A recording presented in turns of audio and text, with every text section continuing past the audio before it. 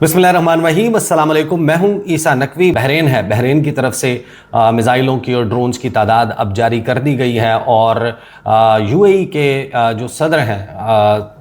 मोहम्मद बिन जैद, उनके मशीर अनवर गरगाश, उन्होंने ईरान को चार्जशीट किया है। उन्होंने ये कहा है कि जहाज़ों पर जो हमले हो रहे हैं, इस बात का सबूत है कि ईरान तनाज़े के ख़ात्मे में संजीदा नहीं है, ईरान डी एस्केलेशन नहीं चाहता। ओमान की तरफ से जो बयान आ रहा है वो ये है कि ख़ित्ते में फ़ौजी कशीदगी जो है उसके दौरान जहाज़ रानी जो है उसकी सिक्योरिटी को ख़तरा है। जो शिपिंग लेन्स हैं वो नहीं चल सकती, वो दोबारा से बंद हो रही हैं, जिसका मतलब ये है कि आबना हुर्मुज़ अगर बंद हो जाता है तो सीज़ फायर के तमाम जो जुज़ियात हैं वो इफ़ेक्टिवली अब आप उनको ख़त्म समझें। साथ ही अब जो ईरान की तरफ से इस पर जवाब सामने आ रहा है वो that is very serious, multi layered जवाब जो है वो ईरान की तरफ से दिया जा रहा है। और ईरान ने जो जवाब जारी किया है, मैं साथ ही मैं एक और जो लिंक है वो भी मैं खोल लेता हूं, क्योंकि इस वक्त ख़ास तौर पर इरना, तस्नीम, उसके अलावा जो दीगर ख़बर रसां एजेंसियाँ हैं ईरान की, वो इसको तवातर के साथ रिपोर्ट कर रही हैं।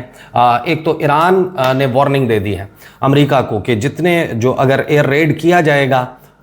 तो उसके फिर नताइज होंगे, बग़ैर नताइज के नहीं होगी। अगर आप हमला करेंगे, ये नहीं होगा कि हमला करके आप चले जाएंगे और हम इस गुरेज से काम लेंगे कि अगर हमने जवाबी हमले किए तो मामला एस्केलेट कर सकता है। हम हर किस्म के एस्केलेशन के लिए तैयार हैं। साथ ही जो इस्लामिक रेवोल्यूशनरी गार्ड कोर है, उन्होंने ये दावा किया है कि ना सिर्फ ये कि 85 अमरीकी फ़ौजी अड्डों पर मौजूद टारगेट्स को निशाना बनाया गया, बल्कि MQ-9 रीपर ड्रोन जो है अमेरिका का, खासा कीमती और को बहुत ज़्यादा इनकी तादाद नहीं है। ऑलरेडी आपको मालूम है कि 2 दर्जन से ज़ायद, 2 से 3 दर्जन के दरमियान MQ-9 जो है वो ईरान तबाह कर चुका है। एक और अमरीकी MQ-9 रीपर ड्रोन गिराने का दावा किया गया है। साथ ही जो ईरान है उसने, इसकी मैं खैर तफसील भी आपको बताऊंगा क्योंकि ये दिस इज़ वेरी इंपॉर्टेंट, कि ईरान ने जो origin of support for US military है उसको लेजिटिमेट टारगेट करार दे दिया है। इसका मतलब ये है कि जंग या हमले दोबारा होंगे तो ये अमरीका और ईरान के दरमियान एक्सचेंज महदूद नहीं रहेगा, बल्कि इनका दायरा बहरहाल फैलेगा खलीजी ममालिक तक भी। और नेवल कमांडर जो हैं ईरान के, उन्होंने ये कहा है कि Iranian shores will become hello for any invading force, के हमला आवर कुव्वत के लिए ईरान के जो साहिल हैं उनको जहन्नुम बना दिया जाएगा। साथ ही जो ईरानी पार्लियामेंट के स्पीकर हैं मोहम्मद बाकिर कालिबाफ, उनकी तरफ से ये स्टेटमेंट आया है कि जो दौर था जिसमें बुलिंग की जाती थी, जिसमें हमारा बाजू मरोड़ा जाता था, दीवार से लगाया जाता था, वो एरा अब ख़त्म हो गया है। अगर अब हमारे ऊपर कोई भी हमला हुआ, दबाव के तमाम हथकंडों को हम मुस्तरद करते हैं, जवाबी हमले किए जाएंगे। 2 चीज़ें बड़ी इंपॉर्टेंट जो इस वक्त इंटरनेशनल मीडिया में हेडलाइंस बना रही हैं कि एक तो ओरिजिन ऑफ सपोर्ट है US मिलिट्री के लिए, वो लेजिटिमेट टारगेट करार दे दिया गया है। इसमें खतबुल अंबिया हेडक्वार्टर, सेंट्रल हेडक्वार्टर है, उसने ये वाज़े किया है कि इस रीजन में कोई भी मुल्क अमेरिका की मदद करेगा, अमेरिका के साथ ताउन करेगा, अपने अड्डे देगा, अपनी फ़िज़ाई हदूद इस्तेमाल करने देगा, अपनी समंदरी हदूद इस्तेमाल करने देगा, हम उसको अपने लिए एक लेजिटिमेट कानूनी तौर पर एक टारगेट तस्वुर करेंगे, क्योंकि हम ईरान की जो सॉवरेनिटी है, टेरिटोरियल इंटेग्रिटी है, वो हमारे लिए सबसे सुप्रीम है। और जिस भी मकाम से हमारे ऊपर हमले किए जाएंगे वहाँ पर जवाबी हमले किए जाएंगे। अब से थोड़ी देर पहले जो स्टेटमेंट जारी की गई उसमें यह कहा गया, quote and quote, the origin of any support for the aggressor US military in its aggression against the sovereignty and territory of the Islamic Republic of Iran will be a legitimate target of the armed forces। आगे उनकी तरफ से statement में ये कहा गया कि जो हमारे ऊपर हमले किए गए हैं, ख़ास तौर पर जनूबी ईरान में जो गुज़श्ता रात हमले हुए थे, यानी कि मंगल और बुध की दरमियानी रात, जिसमें कशम आइलैंड, सिरिक आइलैंड, बंदर अब्बास और दीगर मकामात को निशाना बनाया गया, जिसमें ईरान ने ये तो नहीं कहा कि हमारा को बहुत बड़ा नुकसान हुआ है या हमारी जो आम शहरी हैं, सिविलियंस हैं, उनकी इसमें शहादत हुई है, लेकिन उसके बावजूद they have taken serious note of that. और उसमें उन्होंने ये कहा है कि ये सरीहन खिलाफ वर्जी है उस उस MOU की। और while the body of the martyred leader of the Islamic Republic revolution Ayatollah Syed Ali खामनाई was in Iraq for funeral ceremonies. इस दौरान ये सब कुछ किया जाना हमारे लिए एक रेड लाइन है। जो हेडक्वार्टर्स हैं उनकी तरफ से ये कहा गया कि ईरान की armed forces will deliver a crushing response, एक तबाहकुन जवाब जो है वो दिया जाएगा against US aggression and terrorist acts, adding that they will under no circumstances allow US interference in the strait of Hormuz और इट्स मैनेजमेंट। यानी ये बेसिकली मामला जो मैं गुज़श्ता वीडियो में बात कर चुका हूँ, ये उससे रिलेटेड है कि ईरान ने ये वाज़े कर दिया है कि आबनाए हॉर्मुज जो है वो ओपन होगी नहीं होगी, उसमें ट्रांजिट फीस चार्ज की जाएगी, एनवायरनमेंट के नाम पे की जाएगी, but any ship crossing strait of Hormuz, आबनाए हॉर्मुज से गुजरने वाला हर शिप कोऑर्डिनेट करेगा पासदारान इनकलाब के साथ। ईरान को डाटा फराहम किया जाएगा, ईरान को पैसे दिए जाएं या ना दिए जाएं, ईरान पैसे वसूल करे या ना करे, ये ईरान का हक है कि वो ये जाने कि ये कहाँ से आने वाला शिप है, कहाँ ये जा रहा है, इस पर किस किस्म का साजो सामान मौजूद है, क्या इसके ऊपर कोई जंगी साजो सामान तो मौजूद नहीं, अमला जो है उसकी नेशनलिटीज़ क्या हैं। और ये जो है इसके साथ ही मिनिस्ट्री ऑफ फॉरेन अफेयर्स है ईरान की, उसकी तरफ से बयान जारी किया जाता है। एक तो मजम्मत की जाती है कि जो हमले किए जा रहे हैं उन हमलों की मजम्मत के साथ साथ इसमें ये कहा जाता है कि जो आर्टिकल 2(4) है ऑफ द UN चार्टर, ये उसकी क्लियर वायलेशन है। ना सिर्फ ये कि उसको ये करार दिया गया है कि हमारे MOU की पहली शिक की खिलाफ वर्जी है जिसमें तमाम के तमाम फ्रंट्स पर मुकम्मल जंग बंदी का कहा गया था, बल्कि साथ ही उन्होंने ये कहा कि अक़वाम मुत्तहिदा के चार्टर की भी खिलाफ वर्जी है। लबनान में सीज़ फायर वायलेशंस की जा रही हैं। जो आबनाए हॉर्मुज़ है उसके हवाले से जो मामला तय पाए थे उनके ऊपर अमल दरामद नहीं किया जा रहा, और साथ ही जो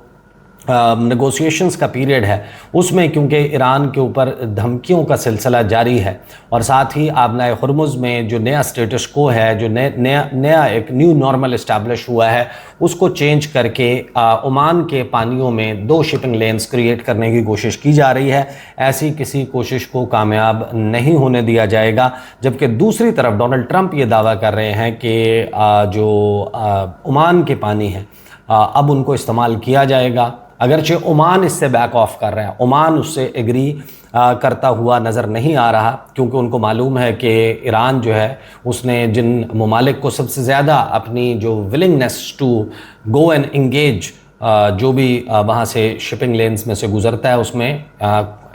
जो ओमान है उसको बड़े अच्छे से मालूम है कि ईरान सिर्फ ये धमकी नहीं दे रहा बल्कि उसके पास सलाहियत भी मौजूद है। दूसरी तरफ डोनाल्ड ट्रंप ये कहते हैं कि ये सब कुछ करने के लिए ईरान जिन फास्ट बोट्स का इस्तेमाल करता है, हमने अब तरीका सीख लिया है। हम जो ड्रग लॉर्ड्स इस्तेमाल करते हैं, यानी कि जो स्मगलिंग के लिए शिप्स इस्तेमाल की जाती हैं जिनके ज़रिए नारकोटिक्स जो है मनशियात अमेरिका में स्मगल की जाती हैं, जिस तरीके से हम उनको निशाना बनाते हैं, उन्हीं हथियारों से इन फास्ट बोट्स को, तेज़ रफ्तार कश्तियों को निशाना बनाया जाएगा। साथ ही डोनाल्ड ट्रंप ने यह भी कहा कि माइंस जो है वो हो सकता है कि कुछ बिछाने की ईरान कोशिश करे, लेकिन हम उनके ऊपर काबू पा लेंगे। और यही वजह है कि तिलमिला रहा है इस वक्त अमेरिका। डोनाल्ड ट्रंप सपोजिडली दुनिया का ताकतवर तरीन शख्स, अमेरिका ऑन पेपर दुनिया की तारीख की सबसे बड़ी मिलिट्री, जिसके पास बेहतरीन टेक्नोलॉजी मौजूद है, जदीद तरीन हथियार मौजूद हैं, जिनके पास पैसा, वसाइल, उसके बाद एलाइज, इत्तहादी रीजन में असर व रसूख किसी चीज़ की कमी नहीं है, लेकिन अभी तक वो आबनाए हुर्मुज़ पर कंट्रोल के मामले में ईरान के सामने बेबस नज़र आते हैं। और यही वजह है कि नेटो समिट के मौके पर, यानी वो वक्त जब नेटो सरबरा इजलास हो रहा था, जहां पर डोनाल्ड ट्रंप ने छाती पीट कर यह कहा कि मेरी वजह से नेटो जो है वो कायम दायम है, नेटो आज ताकतवर है तो मेरी वजह से है, क्योंकि मैं इन तमाम ममालिक को पुश करता रहा हूँ, डू मोर, इनसे पैसा खर्च करवाता रहा हूँ, हमने अपना बहुत बड़ा शेयर दिया। साथ ही उन्होंने ज़ाहिर है कि गिला भी किया बहुत सारे जो ममालिक हैं कि उन्होंने ईरान जंग में हमारा साथ नहीं दिया। ख़ास तौर पर स्पेन जो है वो डोनाल्ड ट्रंप की गुफ्तगू का एक मेन टारगेट रहा है इस तमाम वक्त के दौरान। और तुर्की के हवाले से जो उन्होंने स्टेटमेंट दिया, क्योंकि that takes us to a different subject, बड़ा इंपॉर्टेंट है। F-35 तैयारों की दोबारा से सेल्स तुर्की को करना। 27 दिसंबर 2020 डोनाल्ड ट्रंप ने जाने से लगभग 24 दिन पहले, 27 दिसंबर, यानी कि he was going an outgoing president, 20 जनवरी 2021 से नए सदर जो बाइडन ने आना था, उन्होंने तुर्की पर पाबंदियां लगा दी थी। काटसा, countering American adversaries through sanctions act, यानी कि जो भी मुल्क रशिया के साथ बड़े दिफाई मुआहदे करेगा या उनसे खरीदेगा जंगी साजो सामान, तो उसके ऊपर पाबंदियां लगाई जाएंगी। तो तुर्की को इफेक्टिवली बाहर कर दिया था F-35 तैयारों के प्रोग्राम से भी, और काटसा की पाबंदियां भी तुर्की पर लगाई गई थी। लेकिन अब ना सिर्फ ये कहा है कि मैं पाबंदियां नहीं लगाऊंगा, बल्कि F-35 तैयारे बेचने के हवाले से, बावजूद इसके कि एक ओपन रेजिस्टेंस हम देख रहे हैं कि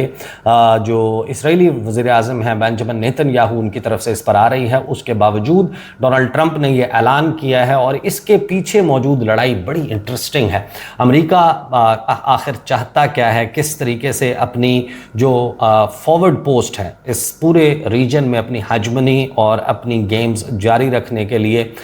इसराइल उसको दाना भी डालता है, और उसका अगर कोई दुश्मन खड़ा होता है तो उसको खड़ा करने में भी कहीं ना कहीं अमेरिका का हाथ होता है। This is a very big game, जिस पर हम ज़ाहिर है कि सेपरेटली बात करेंगे। लेकिन अभी जब हम बात कर रहे हैं, थिंग्स हैव चेंज्ड, चीज़ें तब्दील हो चुकी हैं। एक जो इस दुनिया ने सांस लिया था, दुनिया की इकॉनमी ने सांस लिया था। पाकिस्तान में तेल की कीमत कम होना शुरू हो चुकी थी। आलमी मार्केट में, दुनिया के मुख्तलिफ ममालिक में एक सुख का सांस आया था कि अब मामला जो है वो एक परमानेंट सीज़ फायर की तरफ बढ़ेगा, एक अंडरस्टैंडिंग होगी। एक तरफ दावा किया जा रहा था, जो जेडी वांस का दावा था, जिसमें वो ये कह रहे थे कि ईरान को कम्युनिटी ऑफ नेशंस में दोबारा से वेलकम करने के लिए तैयार हैं। ईरान की एक अनसैंक्शनड इकॉनमी, बग़ैर पाबंदियों का ईरान जो है वो अब होगा। दूसरी तरफ मार्को रूबियो, उनका एक बड़ा ही मिस्टीरियस किस्म का विज़िट इस रीजन का, खलीजी ममालिक से जो वो गिटमट करके गए, उसके बाद चीज़ें बड़ी हद तक तब्दील हुई हैं। वो माहिदा जो पाकिस्तान की सालिसी में तय पाया था, उसके 14 नुकात में से कम 4 नुकात ऐसे हैं जिनकी फ्लेग्रेंट वायलेशंस की गई हैं। आर्टिकल 1, आर्टिकल 5, आर्टिकल 13, उसके अलावा एक और मामला नुक्ता जिनकी बार बार खिलाफ वर्जी की गई है, चाहे वो लबनान का मामला हो, चाहे अपना हुर्मस का मामला हो, चाहे ईरान के ऊपर धमकियाँ जारी रखने का मामला हो। और ईरान दूसरी तरफ ये कह रहा है कि हम सकम नहीं करेंगे, हम फोल्ड नहीं करेंगे, हम झुकेंगे नहीं, हम अपने घुटनों पर नहीं बैठेंगे। और इसी किस्म का सेंटिमेंट जो आपने देखा कि सैयद अली ख़ामनाई के जनाजे के मौके पर जिस किस्म के नारे लगाए जा रहे थे, वो नारे अब रिफ्लेक्ट कर रहे हैं ईरान के ऑफिशियल सरकारी सतह के ऊपर दिए जाने वाले जवाबात में भी। वीडियो को यहीं रोकूंगा, इंशाल्लाह अगली वीडियो में जो मैंने तस्करा किया था दुबई के हवाले से, उस वीडियो के साथ हाजिर होऊंगा। अब तक के लिए इतना ही, इजाज़त दीजिए, अल्लाह हाफ़िज़।